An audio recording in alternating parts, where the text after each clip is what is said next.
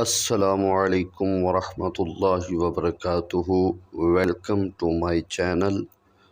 ہمارے چینل کو سبسکرائب کر دیں، ویڈیو کو لائک کر دیں، ایک اچھا سا کومنٹ بھی۔ اللہ تعالیٰ عنہ آپ روایت کرتے ہیں، صحیح بخاری شریف کی یہ احادیث مبارکہ ہے۔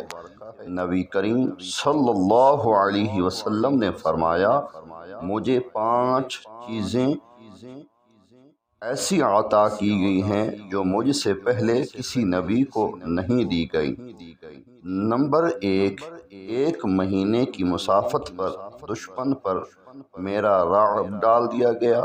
نمبر 2، ساری زندگی کو میرے لیے جائے نماز اور نماز پاک کرنے والی بنا دیا گیا، لہٰذا میری امتی کو جہاں نماز کا وقت آ جائے وہ وہیں نماز پڑھ لے۔ نمبر 3، میرے لیے مال غنیمت حلال کر دیا گیا ہے، جبکہ اس سے پہلے یہ کسی کے لیے حلال نہ تھا۔